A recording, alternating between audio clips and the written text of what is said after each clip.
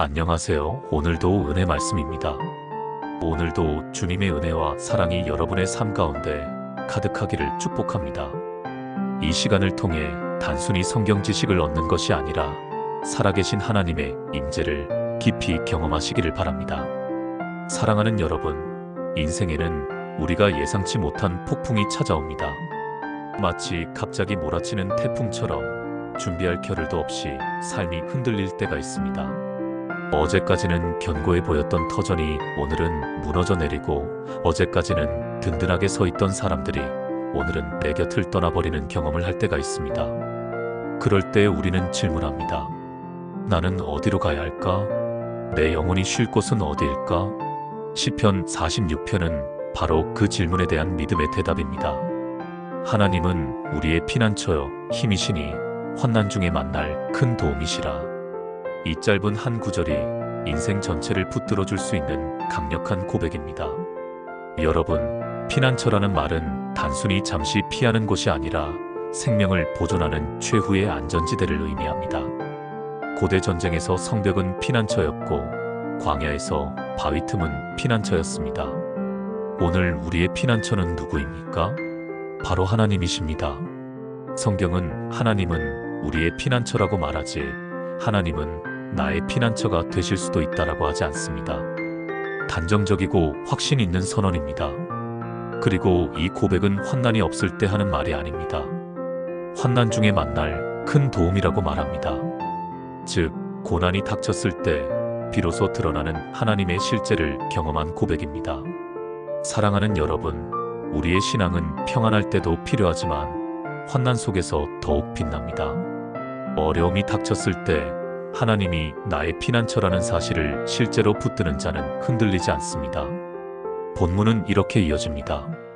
그러므로 땅이 변하든지 산이 흔들려 바다 가운데에 빠지든지 바닷물이 솟아나고 뛰놀든지 그것이 넘침으로 산이 흔들릴지라도 우리는 두려워하지 아니하리로다. 여기서 시편 기자는 상상할 수 있는 가장 두려운 상황들을 묘사합니다. 땅이 변하는 것은 기초가 흔들리는 것입니다. 산이 바다로 빠진다는 것은 절대 무너질 것 같지 않던 것이 무너지는 장면입니다. 바닷물이 솟구치고 요동치는 것은 인간이 도저히 감당할 수 없는 자연의 힘을 말합니다. 이 모든 것은 삶의 위기를 상징합니다. 즉, 내 발판이 무너지고 내 삶의 기반이 흔들리고 내가 감당할 수 없는 일이 몰려오는 순간입니다. 그러나 시편 기자는 선언합니다. 우리는 두려워하지 아니하리로다. 왜 그렇습니까? 하나님이 피난처시기 때문입니다. 여러분, 우리의 삶에서 땅이 변하는 순간은 언제입니까? 건강검진에서 갑작스럽게 듣는 나쁜 소식일 수도 있습니다.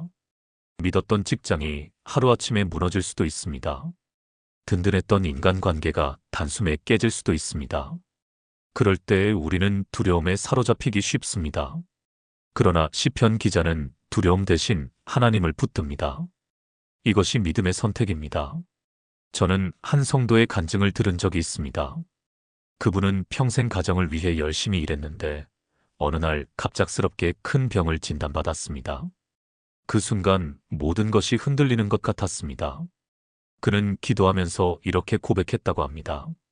하나님, 제 삶의 기초가 무너지는 것 같지만 주님이 저의 피난처 되심을 믿습니다. 그리고 놀랍게도 그 고백 속에서 두려움이 사라지고 설명할 수 없는 평안이 임했다고 합니다. 현실은 여전히 힘들었지만 그의 마음은 흔들리지 않았습니다.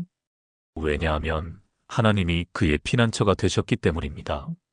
사랑하는 여러분, 우리의 삶에도 산이 흔들리고 바다가 요동치는 순간이 옵니다. 그러나 그 순간에도 두려워하지 않을 수 있는 이유는 바로 하나님이 우리의 피난처시기 때문입니다. 본문은 이렇게 계속됩니다. 한 시내가 있어 나뉘어 흘러 하나님의 성, 곧 지존하신 이의 성소를 기쁘게 하도다. 하나님이 그 성 중에 계심의 성이 흔들리지 아니할 것이라. 새벽에 하나님이 도우시리로다.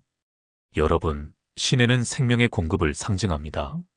이스라엘의 땅은 건조하기 때문에 시내가 있다는 것은 곧 생명이 있다는 뜻입니다.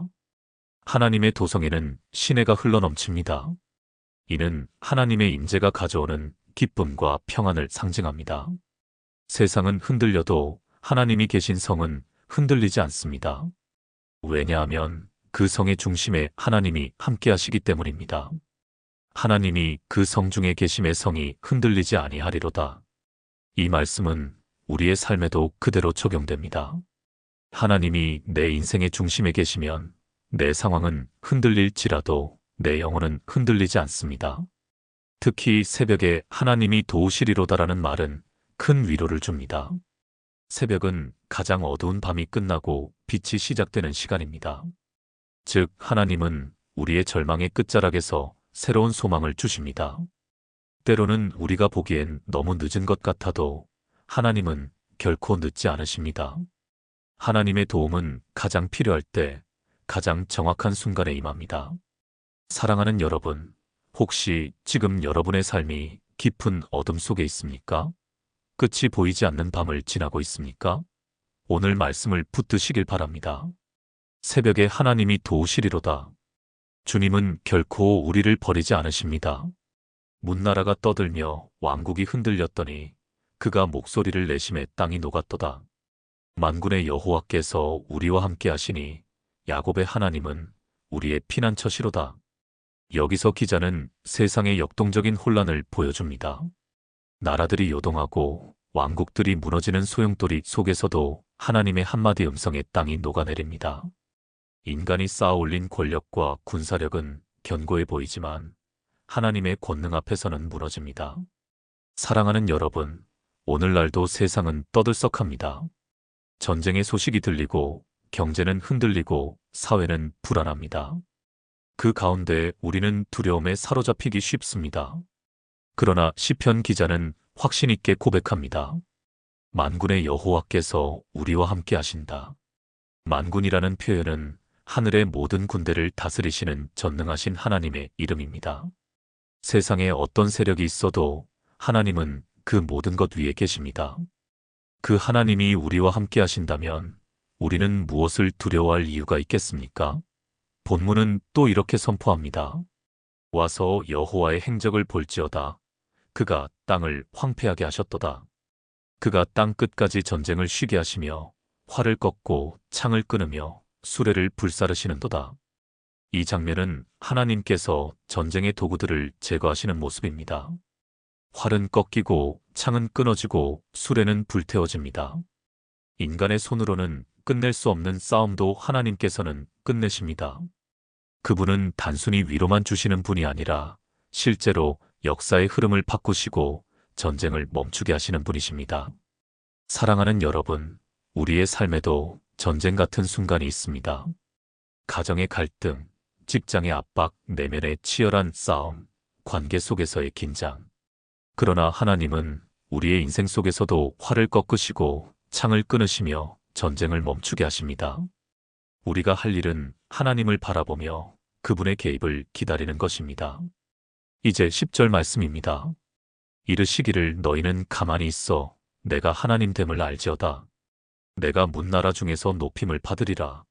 내가 세계 중에서 높임을 받으리라 하시도다.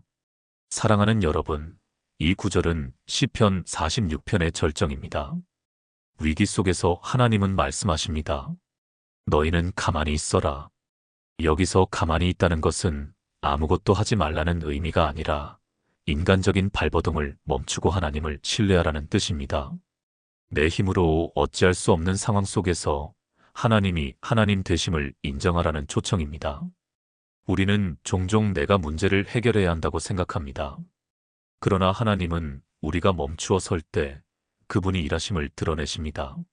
하나님은 문나라 중에서 높임을 받으시는 분이시고 세계 가운데 높임을 받으시는 분이십니다. 우리가 보지 못하는 사이에도 하나님은 역사를 움직이고 계십니다. 사랑하는 여러분, 혹시 지금 삶에서 끝없는 전쟁과 같은 상황을 겪고 있습니까? 그때 주님은 말씀하십니다. 너희는 가만히 있어라. 내가 하나님이다.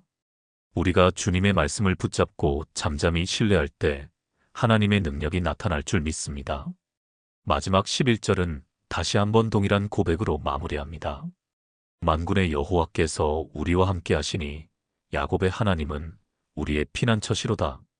시편은 처음과 끝을 동일한 고백으로 감쌉니다.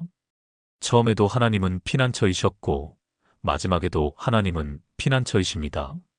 처음부터 끝까지 변하지 않는 진리, 그것이 바로 하나님의 함께하심입니다. 이제 함께 기도하겠습니다.